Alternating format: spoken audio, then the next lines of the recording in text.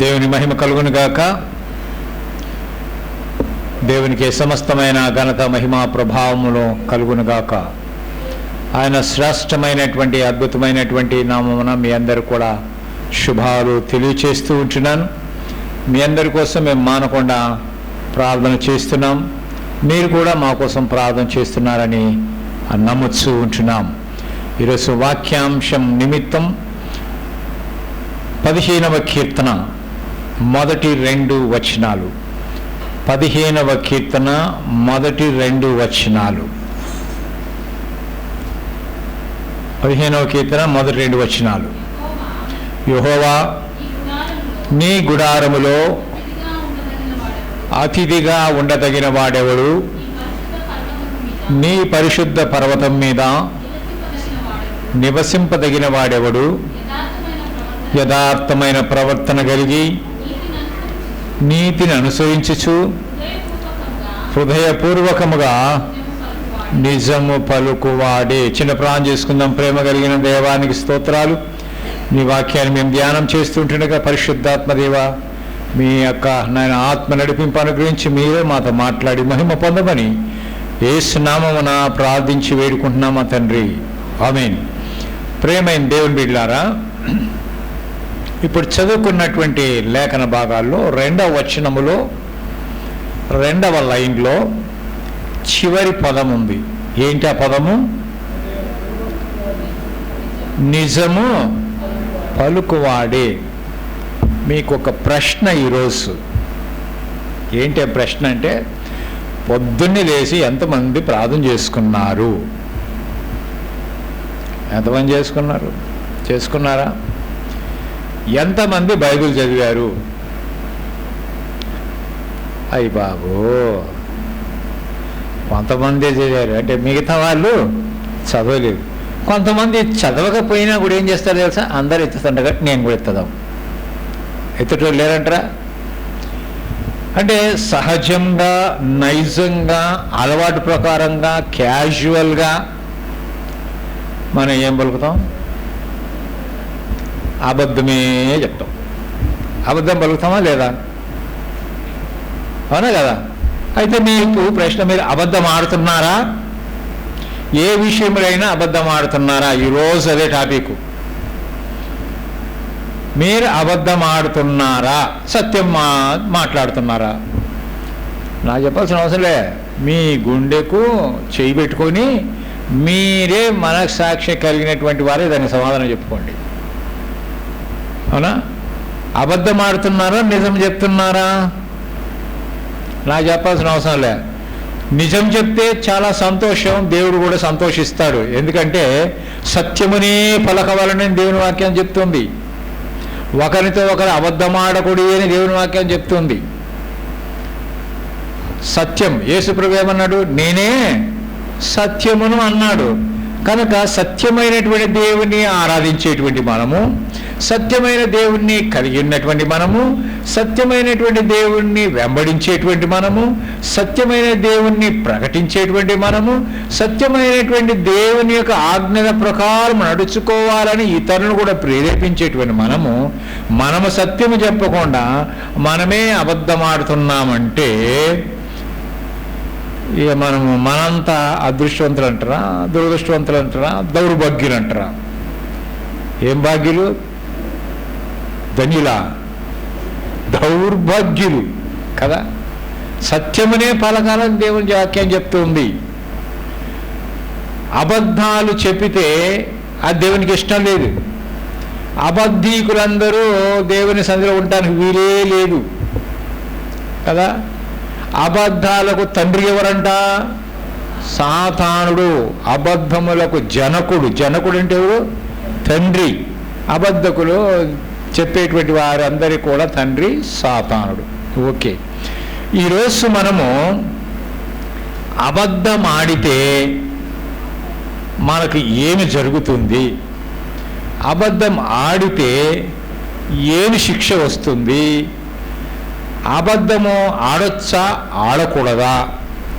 మరి అబద్ధాన్ని నుంచి మనం తప్పించుకోవాలంటే, అబద్ధం ఆడకుండా మనము వాటి నుంచి జాగ్రత్త పడాలంటే మనం ఏమి చెయ్యాలి అనేటువంటి దాన్ని ఈరోజు మనము ధ్యానం వాక్య రూపములో దేవుని యొక్క వెలుగులో చూడాలని నేను ఆశపడుతూ ఉంటున్నాను. సామెతల గ్రంథం 19వ అధ్యాయము 9వ వచనం. సామెతల గ్రంథం 19వ అధ్యాయము 9వ వచనం తీసారా? త్వరగా తీయాలి, చదవాలా? కూటసాక్షి శిక్షను ఉండకపోడు. ఇప్పుడు చెప్పండి, అందరు చెప్పండి. అబద్ధములాడువాడు నశించును. ఇది నేను చెప్పాల్సిన పనిలే, మీరే చెప్తుండ్రుగా, వాక్యాన్ని మీరు చదువుతుండ్రు కదా. అబద్ధములాడేటువంటి ఏమవుతారంట? నశిస్తారు. ఇప్పుడు మీరు నశించాలని ఇష్టమా, జీవించాలని ఇష్టమా? జీవించాలంటే మీరు ఏం చేయాలి? సత్యమునే పలకాల. సత్యం పలుకుతుండ్రా? ఏదో ఒక దాంట్లో క్యాజువల్ అలవాట్లో పొరపాటు ఆడి అలవాటు అయిపోయిందనమాట. ప్రాక్టీస్ మేక్స్ మెన్ పర్ఫెక్ట్ అని అబద్ధం ఆడి పర్ఫెక్ట్ అయిపోయారు అబద్ధాలు ఆడే దాంట్లో. అబద్ధం ఆడి నాకు తెలుసు, అమ్మో నేను అబద్ధం ఆడిన్నే, so I had done a great mistake అంటాం. ఏం ప్రయోజనం? నోరు జారిపోయింది కదా. ఏమంటే ఏం లేదు, జస్ట్ టంగ్ స్లిప్ అయిపోయింది కదా, నాలుక జారిపోయింది అంటాం. నా దేవుడు చెప్తున్నాడు, అబద్ధములాడువాడు నశించును. ప్రేమైన దేవుని బిడ్డలారా, అబద్ధం వలన ఏమొస్తుందో తెలుసా? శాపము వస్తుంది. అబద్ధం ఆడుట వలన ఏమొస్తుంది? శాపము వస్తుంది. చూడండి ఎలా శాపం వస్తుందో తెలుసా? ఆదికాండము 3వ అధ్యాయము 5వ వచనంలో మనం చూస్తాం. ఆదికాండము 3వ అధ్యాయము 5వ వచనం. ఏలయనగా ఇప్పుడు సాతాను చెప్తుంది, ఎవరితో సంభాషణ జరుగుతుందంటే సాతానుకు అవ్వకు సంభాషణ జరుగుతుంది. ఇప్పుడు సాతాను అవ్వతో చెప్తూ ఉంది. ఏమని చెప్తుంది? ఏలయనగా మీరు ఏటి దినమున దేవుడు తినవద్దు అని చెప్పినటువంటి పండును తినదినమున మీ కన్నులు తెరవబడును, ఇది సత్యము. మీరు మంచి చెడ్డలు ఎరుగుతారు, ఇది సత్యము. దేవతల వలె ఉంటారు, అది 3వది అబద్ధం. అంటే ఉన్నది లేనిది కల్పించి నమ్మించేటువంటి నైజం సాతానులో టెక్నిక్ బాగుందనమాట. ముందు ఏం కాదులే మంచి అవుతుంది అట్లా ఇట్లని లోపల గొదవుద్ది. ఫస్ట్ ఏం కాదులే, ఒక పెగ్ చేసుకో, ఏం కాదులే, కొంచెం మంచిగా ఉంటుందిలే, టేస్ట్గా ఉంటుందిలే, ఒక్కటే కొంచెం తిప్పినట్టు ఉంటుందిలే, తర్వాత ఏం కాదులే అని చెప్పి అలవాటు చేసిన తర్వాత ఏమైపోయింది? లోపల ఏం పెరుగుద్ది? కోరిక పెరిగిపోయి తాగి ఊపిరితిత్తులు, గుండె అన్నీ కూడా ఏమైపోతాయి? మంచిగా చక్కగా అయిపోతాయా? ఏమైపోతాయి? చెడిపోతాయి, పాడైపోతాయి కదా. దాని నుంచి తప్పించుకోవడానికి ప్రయత్నం ఎంత చేసినా కూడా శాత కాదు. ఎందుకు? ఆల్రెడీ పాడైపోయినాయి. అవునా? అఫ్కోర్స్ ఏదో గుండె మార్పిడి చేస్తారనుకో, లివర్ మార్పిడి చేస్తారని, అది ఎంతకాలం ఉంటుంది? అది మళ్ళీ తాగుతుంటాడంట. మా చుట్టం ఒక ఆయన ఉండే, ఆయన వరుసకు బావ అవుతాడు. ఆయన రైల్వేలో station master, is a drink master. Station master plus drink master. ఆయన అది లేకుండా నిద్రపోడు అనమాట. పొద్దున్న లేచినే నీళ్ళు తాగినట్టుగా చాయ్ తాగినట్టుగా తాగుతూనే ఉంటాడు. ఆయన తాగి ఏమైపోయింది అని అంటే ఆయనకి లివర్ పాడైపోయింది. గుంటూరు హాస్పిటల్లో జాయిన్ చేశారు. హాస్పిటల్లో జాయిన్ చేసిన తర్వాత డాక్టర్లు చెప్పారు, బాబు నీవు ఇంకెక్కువ తాగినంటే చచ్చిపోతావు, నీ యొక్క కాలేయమంతా పాడైపోయింది, తాగకూడదు. అంటే ఇప్పుడు ఆయన అనుకుంటున్నాడు, ఎట్టా చచ్చేటువంటి ఇంకొంచెం తాగి సద్దాం, ఎట్టా చెడిపోయినాయి చచ్చేటని సద్దా, తృప్తిగానే తాగి సద్దాం అనుకొని అక్కడ అలవ్ చెయ్యకపోతే హాస్పిటల్లో బాత్రూంలో పోయి తాగేటోడు. ఆఖరికి అటనే అవన్నీ కూడా లివర్ అంతా పాడైపోయి ముక్కలు అయిపోయి చచ్చిపోయాడు. అంటే ఎంత చెప్పినా వినలేదు. మనం కూడా అప్పుడప్పుడు చెప్తూ ఉంటాం సంఘాలలో, తర్వాత పేరెంట్స్ కూడా పిల్లలు చెప్తూ ఉంటారు, పెద్ద మనుషులు యవనస్తులు చెప్తూ ఉంటారు, అబద్ధం ఆడకంటారని. ఏం కత్తి తీసుకొచ్చి అబద్ధమాడు అంటారా ఏంది? నువ్వు అబద్ధం ఆడితే నీకు వచ్చే నష్టం ఏంది, లేకుంటే నీకు వచ్చే లాభం ఏంటి? సత్యం పరకరాదు. ఒకవేళ లోకానికి సత్యం విరుద్ధమే, అది చేదుగా ఉంటుంది, అయినా కానీ కొంతకాలం అయితే వాళ్ళే తెలుసుకుంటారు కదా వాడు సత్యవంతుడు రా అని. ఇప్పుడు ఒక దగ్గర ఇద్దరు పని చేస్తున్నారు, ఒకడు ఎప్పుడు అబద్ధం చెప్తుంటే ఒకడు సత్యం చెప్తుంటాడు. ఆ యజమానుడికి ఏమనిపిస్తుంది? ఎన్ని చెప్తుంటే అబద్ధాలు చెప్తూ తప్పించుకుంటా ఉంటే ఆఖరికి సత్యం చెప్పిన ప్రతిదాని సత్యం చెప్తుంటే ఈ సత్యం చెప్పిన మీద నమ్మకం వచ్చి, అరే వాడు ఎప్పుడు అబద్ధం చెప్తాడు, నువ్వన్నా చెప్పరా సత్యం చెప్పరా, వాడు నిజం చేసిండే లేదా, తప్పు చేసిండే లేదంటే వీడు ఎప్పుడు సత్యం చెప్తాడని వీడి మీద నమ్మకం ఉంది కాబట్టి వాడు చేసి నమ్ముతాడు కదా. కనుక మనము సత్యము చెప్పేవారుగా ఉండాలి. ఏ విషయంలోనైనా, మన ఉద్యోగం విషయంలో కావచ్చు, మన కుటుంబ విషయంలో కావచ్చు, మన సంపాదన విషయంలో కావచ్చు, మనం ఎక్కడైనా పనిచేస్తున్న విషయంలో కావచ్చు. ఏదైనా తప్పు చేసామంటే తప్పు చేసామని చెప్పండి డైరెక్ట్గా.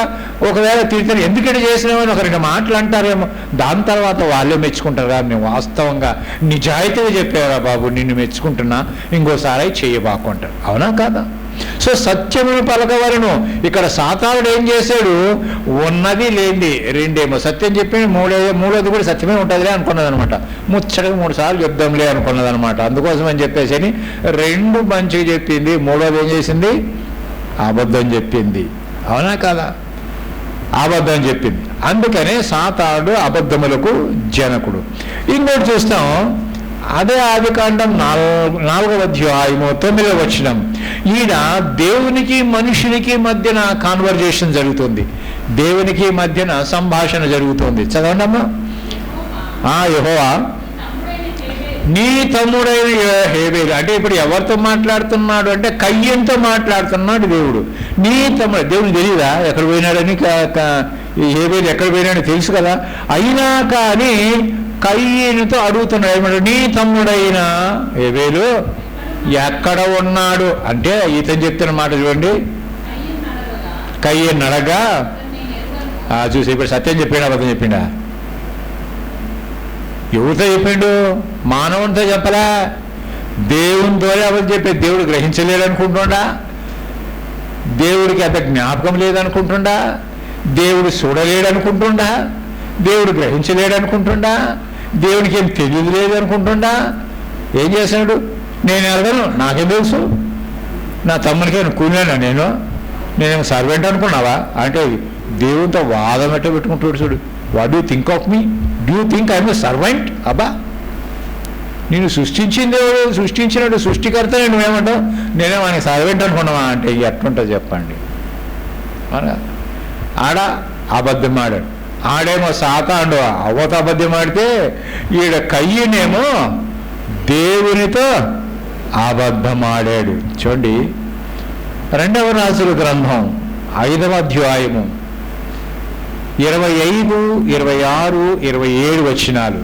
2వ రాజుల గ్రంథం 5వ అధ్యాయము 25వ వచనం, 27వ వచనం. లోపలికి పోయి తన యజమానుని ముందర నిలవగా ఎలీషా వారిని చూచి, గెహాజీ నీవెక్కడి నుండి వచ్చితివి అని అడిగేందుకు వాడు, నీ దాసుడినైన నేను ఎచ్చడికి నీ పోలే. సత్యం చెప్పినా అబద్ధం చెప్పినా? అప్పుడే నయమాన్ వచ్చిండు. నయమాన్ వస్తే, కుష్ఠరోగి నయమాన్ వస్తే అతను చేసినాడు ఎలీషా, అయా నువ్వు పోయి యోర్దాను నదిలో 7 సార్లు మునిగిపో అని చెప్పాడు.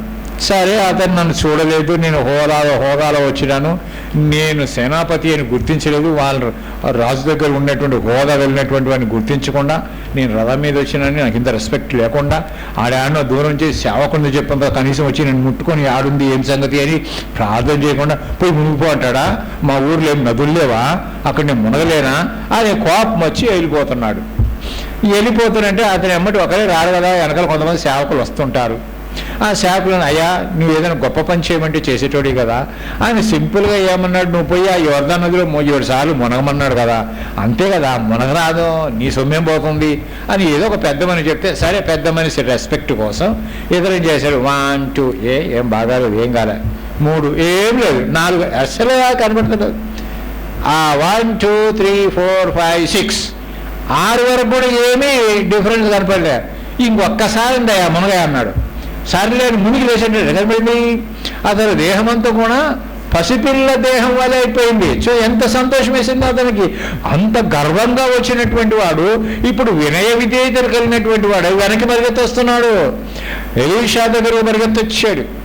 పరిగెత్తొచ్చేసి అయ్యా అని తనకున్న బాధ నేను చెప్పుకొని ఏమంటాను, నేను మీ దేవుడిని ఆరాధన చేస్తాను, ఒకవేళ మా యొక్క రాజు దగ్గర నిలబడాల్సి వస్తే దయతో నన్ను క్షమించు, నీ దేవుని అడుగు అని చెప్పేసి అంటే సరే సమాధానం కలుగు. ఒక మట్టి పీర, ఇంత మట్టి పీర అన్నాడు. చూడు ఎంత భక్తి. యెరూషలేములో మట్టి కావాలని కోరుకున్నాడు. సరే పో అన్నాడు. ఇవన్నీ బంగారు వెండి బంగారాలు బట్టలు ఇవ్వకపోతే అసలు నాకు వద్దే వద్దన్నాడు. ఈ మన గెహాజీ అనేటువంటి సర్వెంట్ ఏమనుకున్నాడు సార్, మా యజమానుడు ఎటువంటి వాడయ్యా బాబు, తను తీసుకోడు మమ్మల్ని తీసుకొనిడు కదా, తనన్నా తీసుకోకుండా నాకేమొద్దులే కానీ మా వాడు ఉన్నాడులే ఆయనకి ఇచ్చేసేయి అని చెప్పింటి. నేనన్నా కొంచెం తృప్తి పడేటువంటి మేలు పొందేటువంటి కదా. మా యజమాని తను తినలే నన్ను తిన్నీలే, తను తీసుకోలే నన్ను తీసుకొనిలే, సర్లే ఏదో ప్లాన్ చేస్తానులే అనుకున్నాడు. ఆయన వెళ్ళిపోతున్నాడు. దూరం పోయినాక ఇతను ఆట ఆలోచించింది, పలానోళ్ళు ప్రవక్తలు శిష్యులు వచ్చినారు, బట్టలు అడుగుదాము, వెండి అడుగుదాము అని చెప్పి కొంత దూరం వెనక పరిగెత్తిపోయి అతను చూసి సరే పరిగెత్తొస్తున్నాడు. ఆయన దిగి రథం దిగి ఇతన్ని ఎదుర్కొంటే ఏమయ్యా ఏం కుశలమైన అంత బాగా ఇట్లా పలానా వచ్చారు, వాళ్ళకి 3 దుస్తులు కావాలి, అవి కావాలంటుండే, నీకెందుకు నీకు అనుకూలమైతే ఇంకా ఎక్కువ తీసుకొని చెప్పేసి ఇస్తే ఇంకేం తెలుసా, నువ్వు ఆయన మోసుకుపోనీవే, వాడిని పని మనిషితో అంటే ఆ సేనాపతి వచ్చిన వాడిని పని మనిషితో మా మోపిచ్చి ఇంట్లో పెట్టి ఎక్కడ తీసుకుపోయి పెట్టాడు, ఎలిషా దగ్గర పెట్టాడా? గెహాజీ వాళ్ళ ఇంట్లో పెట్టుకొని ఏమేమన్నా పిల్లి అనుకుంటుందని నేను ఊరు చూడలేదని మెల్లం కళ్ళు మూసుకొని పాలు తాగుద్దట. కళ్ళు మూసుకొని పాలు తాగి నన్ను ఊరు చూడలేదా అనుకున్నా. అట్లా గెహాజీ అనుకున్నాడు, నన్ను ఊరు చూడలేదు. ఎందుకంటే మా యజమాని ఏం చేస్తాడు, లోపలే ఆడుండే ప్రార్థన చేసుకుంటాడు. నేను పరిగెత్తిని చూసిండా, నేను తెచ్చుకున్నది చూసిండా, నేను ఇంటికి పోయి చూసిండా, చూడలేదు కదా అని మెల్లంగా వచ్చి మనల్ని నిలబడితే అప్పుడు అంటున్నటువంటి మాట, గెహాజీ నీ ఎక్కడికి వెళ్ళాలంటే అబ్బే నేను ఎక్కడికి వెళ్ళికనే ఉన్నా అన్నాడు.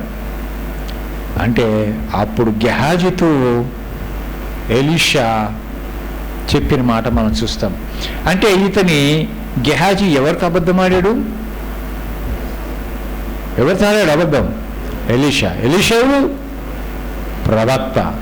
అక్కడేమో దేవుని చేత సూచించబడినటువంటి మానవునితో లేక ఆ యొక్క అవ్వతో సాతాను అబద్ధం ఆడితే, దేవునితో అబద్ధం ఆడినటువంటి కయ్యను చూస్తున్నాం.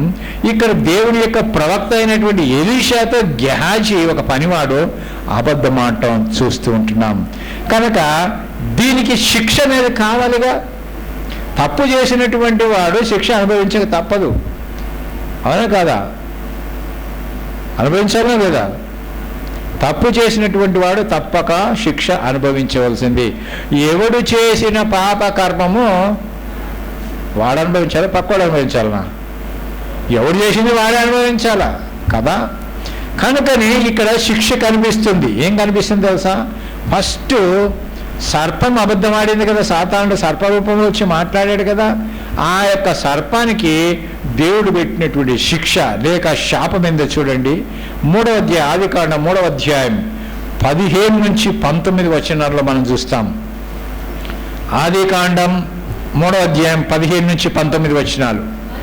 మరియు చూసారా, ఇప్పుడు సర్పముతో దేవుడు చెప్తున్నాడు, నీకును స్త్రీకిని నీ సంతానమునకును ఆమె సంతానమునకును వైరం ఎనిమిది కలుగజేస్తాను, అది నిన్ను తల మీద కొట్టును నువ్వు కానీ మెడ మీద కొట్టును. చూసారా, ఇక్కడ ఏమవుతుంది తెలుసా? ఆడ వైరం అనేది కలిగింది. ఇంకోటి ఏంటో తెలుసా? ఆ విషయంలో చూస్తున్నాం, అంతవరదాకా సర్పము భూమి మీద పాకినట్టు లేదా? బైబిల్లో ఉందమ్మా? మీ బైబిల్లో? నా బైబిల్లో అయితే, మీ బైబిల్లో ఉందా? లేదు కదా, కింద పాకిన. అప్పుడు దేవుడు ఏం శాపం పెట్టాడు తెలుసా? అందుకు దేవుడైన యెహోవా సర్పముతో, ఇది నువ్వు చేసినందుకు పశువులన్నిటిలో భూజంతువులన్నిటిలో నీవు శపింపబడిన దానివై. అంటే ఇప్పుడుదా కడుపుతో పాకలేదన్నమాట. ఇప్పుడేమవుతుంది? కడుపుతో పాకుతాదంట. చూసారు? అంటే దానికి ఎగిరే తత్వం ఉండేది, అంటే ఉన్న రెక్కలు పక్కలు అన్నీ కూడా పోయినాయి. ఇప్పుడు పాకుతూ ఉండాలి. ఇంకేం తినాలి ఇప్పుడు? అలా నీవు బ్రతుకు దినములన్నీ ఏంటంటే మట్టి తింటుంది. చూసారా, చేసిందని శిక్ష వచ్చింది కదా. పొట్టతో పాకాల, మట్టి తినాల. మరి అవ్వ కూడా విన్నది కదా, విన్నదానికి అవ్వకేం శాపం వచ్చింది? నువ్వు వేదనతో పిల్లల్ని కంటావు, నీ భర్త ఎడలు నీకు వాంఛ కలుగుతుంది అని ఆమెకు శాపం పెట్టాడు. నీ ప్రసవ వేదనను గర్భవేదనను హెచ్చించదను అని కూడా అంటున్నాడు. కనుక అది ఒక శాపం. దాంతోనే కాకుండా ఆదాము కూడా అందులో పాలుభాగస్తుడే కదా. ఆదాంతో కూడా ఏమంటున్నాడు దేవుడు? నీవు నేల నుంచి తీయబడ్డావు కనుక తిరిగి మన్నైపోదు అన్నాడు. అంతేకాకుండా కష్టపడి చెమటోడ్చి ఆహారం అది గచ్చపొలాలు వదిలిస్తే దాన్ని పట్టుకొని తింటా ఉన్నాడు. చూసారండి, అబద్ధం ఆడుట వలన ఈయన కూడా ఆడేడా లేదు అబద్ధం. ఏమన్నాడు? డైరెక్ట్ చెప్పొచ్చు కదా, నేను తినవద్దనే పండు నువ్వు తిన్నావా అని అంటే, అవును ప్రభా నేను తప్పు చేశాను, నేను తిన్నాను అని చెప్పొచ్చు కదా. చెప్పకుండా నా తప్పేం లేదు, మొత్తం నీ తప్పే. ఎవరిది అంటున్నాడు ఇప్పుడు? దేవుడు. నా తప్పేం లేదు, మొత్తం నీ తప్పే. ఎందుకో తెలుసా? నీవు నాకు తోడికిచ్చావు కదా. ఆమె కొంచెం ఇస్తే తిన్నా, లేకుండా నేను తినేటోని కాదు. నా తత్వం నీకు తెలుసుగా, అవునా కదా? అంటే ఎవరి మీద నెట్టేస్తున్నాడు? భార్య మీద నెట్టేస్తున్నాడు. భార్య ఏమొస్తుంది? నువ్వు తినొద్దన్నావుగా, అయినా కానీ తిన, నన్ను మోసం చేస్తే నేను తిన్నా, దాని మీద వేసింది. చూసారు అంటే స్టార్టింగ్లోనే ఒకరి మీద ఒకరు నెపాలు మోపుకుంటున్నారు. అంటే అబద్ధం అక్కడే పుట్టింది, భయం అక్కడే పుట్టింది, అపవాదాలు వేసుకోవటం అక్కడనే పుట్టినాయి, శాపం అనేది అక్కడే పుట్టింది, పాపం అనేది కూడా అక్కడనే పుట్టింది. చూసండి, అందుకని ఇట్లుండగా ఒక మనుషుని ద్వారా పాపమును, పాపము ద్వారా మరణమును లోకములో అందరూ పాపము చేసినందున మరణం అందరికి కూడా సంప్రాప్తమైంది. చూసేయండి, ఆడు అప్పుడప్పుడు తెచ్చుకుంటే ఆడు చేసిన దానికి ఇదాకా అయిందండి. ఆడు చేసిండు, అయ్యా నువ్వేం చెప్తున్నావు? ఆడేదో తప్పు చేసిండు, మరి నువ్వు బుద్ధిమంతుడు, నువ్వేం చేస్తున్నావు? నువ్వు కూడా అందేనా? పేరేమో ఆడి చేసేది నువ్వా? మన లెక్కట్టుందన్నమాట. అబద్ధము ఆడకుడి అంటున్నాడు. ఇప్పుడు అబద్ధం ఆడిన దానికి పాము శపించబడింది, అవ్వ శపించబడింది, ఆదాము శపించబడిండు. ఈ యొక్క రాజుల గ్రంథములు చూస్తే గెహాజీ కూడా శపించబడ్డాడు, అవునా కదా? అబద్ధం ఆడిండు కదా. నీవు పోయినప్పుడు నీతో పాటు నా ఆత్మ రాలేనా అన్నాడు అనమాట. ఏమన్నాడు అక్కడ? ఏం శాపం పెట్టాడు చూడండి. కాబట్టి నయమానుకు కుష్టు నీకును, వానికి ఒక్కడికే కాదు, నయమానికి ఒక్కడికే కాదు, నీకును నీ సంతతి. నీ సంతతి అంటే పిల్ల తరం అన్నమాట. ఇక ఏదో నీకు నీ భార్యకు సరిపోయింది అనుకోలే, ఆయనకి ఆయన పిల్లలకు పిల్లలకి నీ సంతతి అంతటికి ఎంతకాలం అంట? సర్వకాలము అంటియుండునుగాక. అంటే మనము చేసినటువంటి పాపము మనతో ఒడిసిపోదు, ముగిలిపోదు, అంతం కాదు. ఎవరంట? మన పిల్లలకి వస్తుంది. అందుకే మనం ప్రార్థన చేయాలన్నమాట. ప్రభువా, నేను చేసిన పాపం విషయంలో నా పిల్లల్ని శిక్షించవద్దు, కనుక నా పాపాలు క్షమించు, నా పిల్లల్ని ఆశీర్వదించు. మన పిల్లలు క్షేమంగా ఉండాలి అని అంటే మనము పాపం చేయకూడదు. చూసారండి, మన పాపాలు మనం ఒప్పుకోవాలి దేవుని సన్నిధిలో. ఆయన పాపములు క్షమించుటకు సిద్ధమైన మనస్సు కలిగిన వాడుగా ఉన్నాడు. నీవు అడగటమే తరువాయి. అడుగుతాడేమో క్షమిస్తాము అంటున్నాడు. అడుగుడి మీకు ఇవ్వబడును అన్నాడు కదా. మరి పాపక్షమాపణ అడగండి, ఇస్తాడు పాపక్షమాపణ. అడగాలి పాపక్షమాపణ. కనుక ఇక్కడ గెహాజీకి సర్వకాలము తనకు తన సంతానటికి కూడా ఉండింది. ఇక మరి ఈ శిక్ష ఇంత వేతైపోయిందా? కేవలం ఒక్కరిద్దరు ఆడుతున్నారా? ప్రపంచంలో ఉన్న వాళ్ళందరూ కూడా భార్యతో భార్య, భర్తతో, పనిచేసేవాడు యజమానితో, యజమానుడు పనితో, అవునా కాదా? పిల్లలు తల్లిదండ్రులు పిల్లలతో, చుట్టుపక్కల వాళ్ళతో, బంధువులతో, మిత్రులతో, అంతా ప్రపంచంలో అంతా అబద్ధం ఆడుతుంటారా లేదా? అబద్ధం ఆడేటోళ్ళు ఉన్నారు కదా. కొంచెం ఏదన్నా సత్యం చెప్పామనుకో, వచ్చాడులేపో నీతిపరుడు సత్యం చెప్పేటోడు వచ్చేళ్ళు అని ఎక్కిరిస్తుంటారు కదా.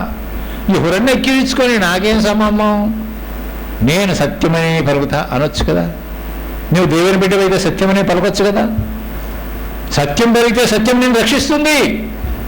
ఆ సత్యం ఎవరు? యేసే ప్రభువు కదా. ఆయన నిన్ను రక్షిస్తాడు, నేను కాపాడుతాడు, భద్రపరుస్తాడు, అపాయం నుంచి నిన్ను తప్పిస్తాడు. మరి సత్యం చెప్పకుండా అబద్ధం ఎందుకు చెప్తావు? వేసిన వెంటనే ఏమయ్యా బైబిల్ చదివినట్టు ఏడ పాస్టర్ గారు చదవండి, ప్రార్థన చేసినాండి. ఎందుకయ్యా లేటుగా వచ్చినా అంటే నిద్రపోయి లేచి ఇద్దరు లేచినా అని చెప్పచ్చు కదా. ఆ పని చేసినా ఈ పని చేసినా లేట్ అయిపోయింది. ఏదో ఒకటి అబద్ధం ఎందుకు? నీ తలకాయ ఎవరు తీస్తారు? నేను కొడుతుండ్రా, తిడుతుండ్రా, చంపుతుండ్రా? ఎందుకయ్యా అబద్ధాలు? ఎందుకమ్మా అబద్ధాలు? అబద్ధాలు చెప్పాలండి, సత్యంలో పలకండి. సత్యం పలికే దానివల్ల నీకు పేరు ప్రతిష్ఠితులు వస్తాయి. నీ దేవుడు నిన్ను ఆశీర్వదిస్తాడు. కొన్ని రోజుల తర్వాత చుట్టుపక్కల వాళ్ళందరూ కూడా నియమటే పడతారు. అతనే సత్యవంతుడు, అతని మాటలు మేము నమ్ముతాం. ఆయన అబద్ధం చెప్పేటోడు కాదండి, ప్రాణం పోయిన అబద్ధం చెప్పడు అనేటువంటి మంచి పేరు మీరు సంపాదించుకోవాలని దేవుడు కోరుతున్నాడు. కనుక ప్రేమ దేవుని మిగిలారా, అబద్ధం ఆడితే అబద్ధీకులందరూ ఏమైపోతున్నాడు తెలుసా? ప్రకటన గ్రంథం 21వ అధ్యాయం 8వ వచనం. ప్రకటన గ్రంథం 21వ అధ్యాయం 8వ వచనం ఏం చెప్తుంది? అబద్ధీకులందరూ అగ్ని గంధకములతో మండు గుండములో పాలు, అందులో పాలు పంపులు పొందుతారంటే పాలు తీసుకొని తాగుతారని కాదు. పాలు పంపులు పొందుతారంటే అందులో నువ్వు వేయబడతావు, తోయబడతావు, కాలుతావు అని అనా. అంటే నరకంలో నేను మొన్న ఒక ఇది పెట్టాను, వీడియో కొంతమంది పెట్టాను, నరకంలో ఎట్లా ఉంటుందా అని, ఎట్లెట్లా కాలుస్తుంటారు, ఏమేమి చేస్తుంటారు అని ఒక వీడియో పెట్టా. కొంతమందికి రాకపోయిండి వచ్చేమో, వంశీ చూసిండొచ్చు, చూసిండు అనుకోండి, వంశీకి పంపించా. కనుక నరకము చాలా భయంకరమైనటువంటిది. ఆ నరకంలో పడకుండా ఉండాలంటే మనం ఏం చేయాలా? దాన్ని తప్పించుకోవాలా. తప్పించుకోవాలంటే ఏం చేయాలా? చచ్చిపోయాక ఏం చేయలేవు, బతికి ఉన్నప్పుడే. సామెత ఉంది కదా, దీపం ఉండగానే ఇల్లు చెదరగొట్టుకోండి ఉందా? ఏం చేసుకోమంది? చక్క పెట్టుకోండి అని ఉంది, చెదరగొట్టుకోమండిలే, చక్క పెట్టుకోవాలి. దీపం ఉండగానే ఎక్కడెక్కడ మంచిగా సర్దుకోండి. నీలో ప్రాణం ఉండగానే నువ్వేం చేయాలా? ఏ తప్పిదాలు చేయకుండా సరి చేసుకొని నీ జీవితాన్ని బాగు చేసుకో అని దాని అర్థం. కనుక ప్రియమైన దేవుని బిడ్డలారా, ఇంకా అబద్ధము చెప్పినటువంటి వారు నాశనం అవుతారని చెప్పారు కదా. ఇక్కడ మరణం వస్తుంది. నాశనం అంటే మరణమే కదా. మీకు తెలుసు, అపోస్తల కార్యములు 5వ అధ్యాయములో మనం చూస్తాం, అననీయ సప్పీరా అనేటువంటి ఒక ఫ్యామిలీ ఉంది. ఆయన పేరు అననీయ, ఆయన భార్య పేరు సప్పీరా. అప్పుడు కొత్తగా అప్పుడే యేసుప్రభుని నమ్ముకొని వచ్చి సంఘం ఏర్పడుతున్నప్పుడు అందరూ కూడా, విశ్వాసులైనటువంటి వాళ్ళందరూ కూడా వాళ్ళ చరాస్తులను అమ్మేసి అపోస్తలుల యొక్క పాదముల దగ్గర పెడుతున్నారు. అవి వారికి అక్కర్ల కొద్దీ అందరూ సమానంగా పంచుకొని తృప్తిగా ఉంటున్నారు. లేనోడికి ఇచ్చుకుంటున్నారు, ఉన్నోడి తీసుకొచ్చి అందరికీ సప్లై చేస్తున్నాడు. వాళ్ళు ఆ విధంగా సంతోషంగా ఉన్నారు. వీళ్ళు అననీయ సప్పీరాలు అనుకున్నారు కదా, అందరూ చేసి పెడుతున్నారు, అమ్ముకొని పెడుతున్నారు, బాగా మంచి పేరు సంపాదించుకున్నారు. మనం కూడా మంచి పేరు సంపాదించుకుందాం, అంతవరకు బాగుంది. వాళ్ళు కూడా ఉన్న పొలాన్ని అమ్ముకున్నారు, అంతవరకు బాగుంది. డబ్బు చేతికి వచ్చింది. వచ్చిన తర్వాత వచ్చింది రోగం. ఏం రోగం వచ్చింది? పాపం అనే రోగం లోపలికి వచ్చింది. ఏముంది? ఇంత డబ్బు ఎలా వాళ్ళకి, ఇంత డబ్బు అన్నా వద్దు, ఓ పని చేద్దాం. అది ఎట్టా? ఇద్దరు కూడబలుక్కున్నారనమాట. భార్యాభర్తలు ఎప్పుడు కూడబలుక్కునే చేస్తారుగా, ఏ పని అయినా కానీ. సంపాదన వచ్చినా, ఏదొచ్చినా, ఏ పని చేయాలనుకున్నా, మంచి చేయాలనుకున్నా, ఏ చేయాలనుకున్నా ఇద్దరు కూడబలుక్కునే చేస్తారు. ఎందుకంటే భార్య భర్తలు సగభాగం కదా, అవునా కదా? సగభాగం కాదన్నోళ్ళు ఎవరైనా ఉన్నారా? ఉన్నారా? నా భాగం వేరే, ఆయన భాగం వేరే అంటారా? సగభాగం రెండు గెలిచానుగా. ఇద్దరు కూడబలుకున్నారు. ఏం కూడబలుకున్నాం? ఏం లేదు, అందరిలాగా మనం పేరు సంపాదించుకుందాం. కాదుకూడదంటే కొంత డబ్బును దాచిపెట్టుకుందాం, కొంతనే ఇద్దాం. ఒక పని చేయాలైతే నువ్వు, ఒకవేళ నాకు తెలియకుండా నువ్వు పోయినా, నీ తెలియక నేను పోయినా, ఇంత కమ్మినారా ఎంత కమ్మినారంటే మేము ఇంతకే ఈ దాచుకున్న దాన్ని వదిలిపెట్టి మనం ఎంతైతే ఇవ్వాలనుకున్నామో అంతకే అమ్మినామని చెప్పు, ఆయన వచ్చి చూస్తుండా అని చెప్పేసి కూడబలుకున్నారు. సరే అనుకోని విధంగా భర్త పోయాడు. భర్త పోయిన తర్వాత భర్తకు ఎప్పుడు పేతురును నువ్వు ఇంతకే అమ్మావా అని అంటే, అవునే కదా నేను ఇంతకే అన్నాను. ఎందుకు పరిశుద్ధాత్మ దేవుడిని మీరు అబద్ధమాడుతున్న పరిశుద్ధాత్మ దేవుడితో అంటూనే అతనేమయ్యాడు, వెంటనే ఆడబడి చచ్చిపోయాడు. అంటే అబద్ధమాడుట వలన ఏమైంది? దేవునితో కాదు, నీవు దేవునితోనూ మనుషులతోనూ అబద్ధమాడితివి అంటాడు. కనుక నీవు దేవునితో అబద్ధం ఆడితే నీకు నాశనమే. దేవునితో అబద్ధం ఆడకూడదు, దేవుని సేవకుడితో అబద్ధం ఆడకూడదు. దేవుడి సేవకుడు నీ కుతికి బీకడు, నేను చంపేయడు, సత్యం చెప్పబోయిందండి.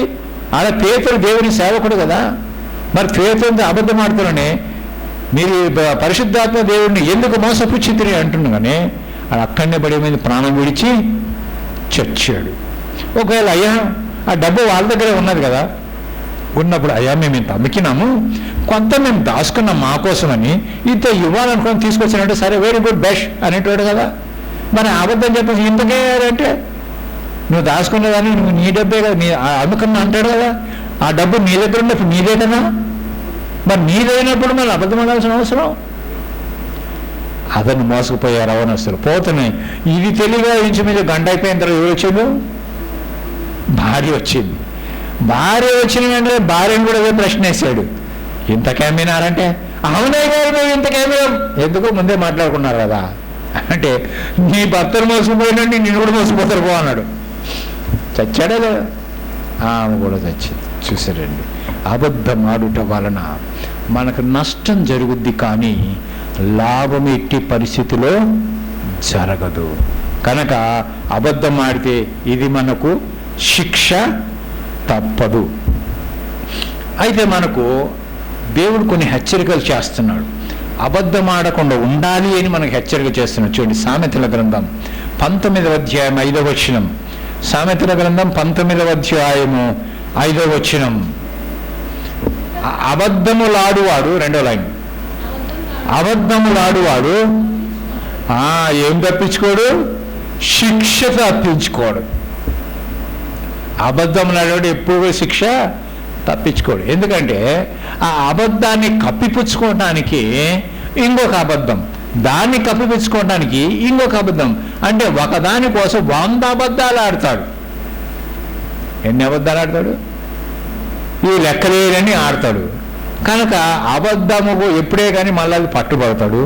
ఆ పట్టుబడినప్పుడు శిక్ష తప్పించుకోడు అని దేవుని వాక్యం చెప్తుంది. అంతేకాదండి, అధికారులుగా ఉన్నటువంటి వారు కూడా అబద్ధం ఆడకూడదంట. నీ ఎవరైతే ఎక్కడైనా పనిచేస్తుంటే నీవు ఒకరికి అధికారిగా ఉన్నట్లయితే నీవు కూడా అబద్ధము ఆడకూడదు. ఈరోజు ఇస్తానులే, రేపు ఇస్తానులే, ఇంకా నాకు రావాల్సిన డబ్బు రాలేదు, శాంక్షన్ కాలేదు కాబట్టి ఇప్పుడు నేను నీకు ఇవ్వలేను, వచ్చినా కూడా నీకు ఇవ్వలేను అని అబద్ధం ఆడకూడదు. అధిపతికి అబద్ధం ఆడుట తగదు. చూడండి, సామెతల గ్రంథం 17వ అధ్యాయం 7వ వచనం. సామెతల గ్రంథం 17వ అధ్యాయం 7వ వచనం. 17వ అధ్యాయం 7వ వచనం. అబద్ధమాడుట అధిపతికి బొత్తిగా తగదు, అసలే తగదు, అది అతనికి ఘనత తీసుకురావద్దు. ఇంకొక మాట ఏమంటున్నాడు తెలుసా? కొంతమంది అబద్ధమాడి బాగా సంపాదిస్తారు, ఉన్నది లేనిది చెప్పి ఏం చేస్తుంటారు? అబద్ధమాడి డబ్బు బాగా సంపాదిస్తారు. చూడండి, 21వ అధ్యాయము సామెతల గ్రంథం 21వ అధ్యాయము 6వ వచనం. అబద్ధములాడి ధనము సంపాదించవద్దు. అబద్ధమాడి డబ్బు సంపాదిస్తుంటారు. దేంట్లో? రియల్ ఎస్టేట్ చేసే దాంట్లో ఆడు ఇంత రేటు ఉంటే వాడు డబుల్ రేట్ చెప్పి అబద్ధం ఆడుతుంటాడు. ఏదైనా అమ్మే దాంట్లో కావచ్చు, లేకుంటే ఇంకో దాంట్లో ఏదైనా కావచ్చు, తను డబ్బు సంపాదించడం కోసం ఏమని చేస్తారు? అబద్ధమాడు. అబద్ధమాడి డబ్బును సంపాదించకూడదు. న్యాయంగా, న్యాయ సంపాదన నీకు ఆశీర్వాదకరం. అన్యాయంగా సంపాదించింది ఎట్లా ఉంటుందంటే చిల్లులు పడ్డ సంచిలో వేసినట్టుగానే ఉంటుంది నీ ధనమంతా. నువ్వు ఎంత తీసుకొచ్చి సంచిలో వేస్తుంటే కింద నుంచి కారిపోతుంటుంది. అంటే కారిపోతుందంటే నీకు ఈ రోగాలు, సమస్యలు, ఇబ్బందులు వచ్చిన డబ్బంతా ఈడు వస్తుంది తీసుకుని ఆడ పెట్టేస్తున్నావు. ఏడు ఒక పైసా మిగలే. ఎంత సంపాదించినా ఏమీ రాబోలేదంటే, ఎంత సంపాదిస్తే ఏం లాంటి ఏం మిగులుతలేదు అని అంటే నువ్వు చేసే తప్పు పని కదా. అందువల్ల కనుక అబద్ధములాడి ధనమును ఎప్పుడే కానీ సంపాదించవద్దు. కనుక ప్రేమైన దేవుని బిడ్డలారా, అబద్ధం ఆడేవాడి కన్నా ఎవడు గొప్పడో తెలుసా, ఎవడు శ్రేష్ఠుడో తెలుసా? దేవుని వాక్యం చెప్తుంది. ఏం చెప్తుంది అంటే చూడండి, సామెతల గ్రంథం 19వ అధ్యాయం 22వ వచనం. సామెతల గ్రంథం 19వ అధ్యాయం 22వ వచనం. అబద్ధీకుని కంటే దరిద్రుడే మేలు. దరిద్రుడు అబద్ధం చెప్పాల్సిన అవసరం లేదు. వాడే ఉంటాడు, సత్యం చెప్తాడు. అది తినటానికి లేదయ్య అంటాడు కానీ ఉన్నా కూడా నాకు లేదయ్యా అని అబద్ధం అంటాడు. ఎప్పుడు దరిద్రుడు అబద్ధం చెప్పడు. ఎందుకు? వాడు కావాలి కాబట్టి, మన దగ్గర లేదు కాబట్టి అడుక్కుంటాడు. వాడు ఉన్నోడు ఇంకా సంపాదించుకోవాలని ఉన్నా లేదని చెప్తాడు. కనుక దరిద్రుడు ఎప్పుడే కానీ ఏం చెప్తాడు? సత్యం చెప్తాడు. అన్నీ ఉన్నోడు అబద్ధం చెప్తాడు. ఇప్పుడు మనం ప్రశ్న వేసుకుందాం, మనము ఎట్లా ఉన్నాం? ఉంచుకొని అబద్ధం ఆడే వాళ్ళగా ఉన్నామా, లేకుండా అబద్ధం ఆడేటోళ్ళ దగ్గర ఉన్నామా? ఒకసారి పరీక్ష చేసుకుందాం. శ్రేష్ఠుడు ఎవరంటే దరిద్రుడే శ్రేష్ఠుడు. ఎందుకంటే వాడు అబద్ధము తనకు కావలసిన విషయంలో అబద్ధం ఎప్పుడు ఆడ దాచుకొని, నాకు ఉన్నది అని తెలిసి కూడా నాకు లేదు అని అనడు. లేకపోతే అయ్యా నాకు తినటానికి లేదు, కట్టుకోవటానికి లేవు అనేటోళ్ళు యథార్థంగా మాట్లాడతారు. కనుక యథార్థంగా ప్రవర్తించువాడే యెహోవా యొక్క గుడారములో అతిథిగా ఉండదగిన వాడు అని ఇందాక 15వ కీర్తనలో మనము మొదటి 2 వచనాల్లో చదువుకున్నాం. నిజము పలుకువాడే అక్కడ ఉండేటోడు, అబద్ధం ఆడేటోడు దేవుని సన్నిధిలో ఉండటానికి అర్హుడు కాదు. కనుక ప్రేమైన దేవుని బిడ్డలారా, అబద్ధం ఆడవద్దని దేవుని వాక్యం చెప్తుంది. కొలస్సీయులకు రాసిన పత్రిక 3వ అధ్యాయము 10వ వచనం. కొలస్సీయులకు రాసిన పత్రిక 3వ అధ్యాయం 10వ వచనం. ఏం చేయాలన్నా ఒకరితో ఒకడు చాలు. నీ పక్కంత కానీ, ఎదురింటున్న కానీ, నీ ఎన్నుకుంటోళ్ళు కానీ, నీ ఉద్యోగంలో కానీ, ఎక్కడ పనిచేస్తున్నా కానీ ఏం ఆడకూడదంట? ఒకరితో ఒకటి ఏం ఆడకూడదు? అబద్ధం ఆడకూడదు. మరి మీరు అబద్ధం ఆడుతుండా సత్యం చెప్తుండా? డ్యూటీకి లేటుకు పోయినామనుకో, ఆ యజమాని తిడతాడేమని భయంతో అబద్ధమే చెప్తాం. చెప్పచ్చు కదా, సత్యం చెప్పచ్చు కదా. ఆయన లేట్ లేశారు, అందుకే లేట్ వచ్చారో చెప్పచ్చు. లేదు వస్తుంటే పంచర్ అయింది, అందుకే లేట్ అయింది. నీ పంచర్ అయింది లేదు, దేవుని లేదా, నీకు తెలీదా? యజమానులు తెలియకపోవచ్చు. అబద్ధం అన్నావు లేదా? ఎందుకయ్యా నువ్వు ఉన్నదని చెప్తే సర్లేదా ఇంకోసారి రాబాకు అట్టా అని చెప్పి తిడతాడు అంతే. పంచర్ అయిందంటే ఓహో నిజమేలే అని నమ్మిస్తావు. కానీ నిన్ను నీవు వంచన చేసుకున్నావు, నిన్ను నీవు మోసము చేసుకున్నావు. కనుక నీ తోటివారితో కానీ, నీ యజమానులతో కానీ, నీ భార్యతో కానీ కొన్నిసార్లు అంటుంటారనమాట. భార్య ఏమయ్యా లేట్ వచ్చావు, నీ ఇన్ని గంటలకు రావాలి కదంటే ఆ దోస్తులతో తిరిగో తాగో తినో ఏది చేసి అదే లేదు ఆఫీసులో చాలా ఎక్స్ట్రా వర్క్ అయిపోయినా అందుకోసమని చెప్పేసరికి పూర్తి చేసి వచ్చేసరిగా లేట్ అయిపోయింది. కనుక అవదవటలేదా భర్తలు? కానీ భార్యను కూడా ఎట్లా చేస్తున్నావు కొన్నిసార్లు, అవునా కదా? ఇప్పుడు భర్త చెప్పిండు, నేను వచ్చాకమ్మా మంచిగా ఒకటి స్వీట్ గీట్ అని చేసి పెట్టు అని చెప్పాను కా. ఏం మర్చిపోయింటుంది చేయటం, ఏమి చేయటం ఏదో పనిలో పడి మర్చిపెట్టింది. ఏమమ్మా నేను చెప్పాను కదా స్వీట్ చేసింటే, అయ్యో నేను ఆ పనిలో పడిపోయి నేను అదే చేశాను కాబట్టి నేను చేయలేదు అని మర్చిపోయిన చెప్పి నేను మర్చిపోయినాను వచ్చు కదా, మర్చిపోయినానని చెప్పకుండా ఇంకోటి చెప్పేస్తుంది ఇక్కడ తప్పించుకోవడానికి, ఎందుకు తిడతాడేమో అని. అంటే నేను తెచ్చి పెడుతుంటే తింటావు కానీ నా కోసం కోరిక తీర్చవా అని చెప్పి ఏడంటాడో అని బాధపెడతాడని ఉల్టా మాట్లాడతాడు. అది పిల్లలు కూడా అంతే. ఎందుకమ్మా స్పెషల్ క్లాస్ ఉండే బస్ దొరకలే కదా, అవతోటోళ్ళు లేరు పిల్లల కన్నా. అది అనుకోని విధంగా వచ్చేది కాదు, నీ హృదయంలో ఉంటుంది అనమాట. నేను పోతుండగానే ఇది తప్పించుకోవాలంటే ఏం చేయాలా, ఎట్లా అబద్ధం ఆడాలా అది ముందుగా ప్లాన్ అనమాట. ప్లాన్ వేసుకొని రెడీగా ఉంటారన్నమాట. వస్తున్న ప్లాన్ ఓపెన్ చేసేస్తారు. కనుక అబద్ధం ఆడకుడి. పిల్లలైనా పెద్దలైనా వృద్ధులైనా ఎవరైనా కానీ పాస్టర్తో సహాయం, పాస్టర్ గొప్ప పైన దిగొచ్చాడా, పాస్టర్ కూడా అబద్ధం ఆడకూడదు. దేవుని సేవకుడైనా అబద్ధము ఆడకూడదు. నువ్వు పాస్టర్ అబద్ధం ఆడితే సంఘస్థులకి ఏం నేర్పిస్తావు? యథా రాజా తదా ప్రజ అంటారు, అవునా కదా? యథా గురువు తదా శిష్య, అవునా కదా? మన పాస్టర్ ఎటువంటి వాడైతే సంఘ సభ్యులు కూడా అంటే అవుతారు. కనుక పాస్టర్ కూడా సత్యమనే చెప్పాలి, అప్పుడు సంఘస్థులు కూడా సత్యమనే నేర్చుకుంటారు. కనుక ప్రేమ దేవుని బిడ్డలారా, అబద్ధం ఆడొద్దు. ఎఫెసీయులకు రాసిన పత్రిక 4వ అధ్యాయం 25వ వచనం. ఎఫెసీయులకు రాసిన పత్రిక 4వ అధ్యాయం 25వ వచనం. మనము ఒకరికొకరు అవయవములై ఉన్నాము కనుక అబద్ధమాడుట మాని ప్రతివాడును తన పొరుగు వానితో ఏం చేయాలంట? సత్యమనే మాట్లాడు. మనమందరం ఒకటే, ఒక శరీరంలో అవయవాలై ఉన్నట్టుగా సంఘములో మనమందరం కూడా అవయవాలైనటువంటి ఒక బాడీ అయినట్టు క్రీస్తులో ఉన్నాం. కనుక మనం ఏం చేయాలి? మన తోటి వారితో, మన సంఘస్థులతో కానీ ఎవరితో అయినా కానీ ఏం మాట్లాడకూడదు? అబద్ధమాడకుడి. కనుక ఈరోజు మనం నేర్చుకుంటున్నామంటే మీకు ప్రశ్న వేసినట్టుగా, మీరు అబద్ధం ఆడుతున్నారా? ఒకవేళ అబద్ధం ఆడితే శిక్ష ఏ విధంగా వచ్చిందో చూశారు, శాపం ఏ విధంగా వచ్చిందో చూశారు. నీవు అబద్ధం ఆడకుండా ఉంటే ఎటువంటి వాడుగా ఉండాలో, ఏ విధంగా ఆశీర్వదించబడతావో చూస్తున్నాం. అయితే వీటిలన్నిటి నుంచి బయట పడాలి అంటే కీర్తనకారుడు చేసిన ప్రార్థనలాగా మనము ప్రార్థన చెయ్యాలి, మారు మనసు పొందాలి. చూడండి, సామెతల గ్రంథంలో ఒక మాట చూస్తాం. 30వ అధ్యాయం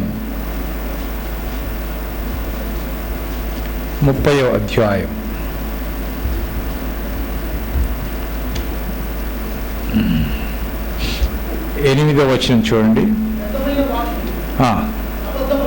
అబద్ధములను నాకు దూరముగా ఉంచు. ఏమండి ఏం చేయాలంట? వ్యర్థమైన వాటిని అటలన్నింటినీ దూరంగా ఉంచని మనం ప్రార్థన చేయాలి. సామెతలో చెప్తున్నాడు కదా. కనుక మనం ఆ విధంగా ప్రార్థన చేద్దాం, అబద్ధానికి దూరంగా ఉందాం. ఎందుకంటే అబద్ధాలకు జనకుడు సాతాను. కనుక మనం అబద్ధం ఆడితే మనం దేవుని బిడ్డలు కాదు, ఎవరి బిడ్డలతో? సాతాను బిడ్డలు. దేవుడు మనల్ని విమోచించి రక్షించి ఆయన బిడ్డలుగా చేసుకున్నాడు. కనుక మనం ఇక ముందు సాతాను బిడ్డలుగా కాకుండా దేవుని బిడ్డలుగా ఉందాం, సత్యమనే పలుకుదాం, సత్యమనే ఆరాధన చేద్దాం, సత్యమనేటువంటి యేసయ్యను వెంబడిద్దాం. అట్టి కృప దేవుడు మనకు అనుగ్రహించిన గాక. ప్రార్థన. ప్రేమ కలిగిన మా దేవా, నీకు వందనాలు స్తోత్రాలు చెల్లిస్తూ ఉంటున్నాం. నీ బిడ్డలుగా మమ్మల్ని చేసుకున్నారు కనుక మేము ఎల్లప్పుడూ సత్యం చెప్పేటువంటి వారుగా, ఒకరితో ఒకరు నాయన తండ్రి సత్యమును పలికేటువంటి వారుగా ఉండాలని మీరు మాకు జ్ఞాపకం చేశారు. కనుక మీకు స్తోత్రాలు. సత్యవంతుడైన దేవా నీకు స్తోత్రాలు. నీకే మహిమా గంధ ప్రభావాలు ఆరోపిస్తూ మా యొక్క లోపములను సరిచేసుకొని సత్యవంతులుగా జీవించటానికి, యథార్థవంతులుగా జీవించటానికి, నీ అతిథి యొక్క గుడారములో నాయన ప్రభు అతిథులుగా ఉన్నట్లుగా మీరు మాకు కృపను అనుగ్రహించమని పొందమని యేసు నామమున ప్రార్థించి వేడుకున్నాము తండ్రి. ఆమేన్.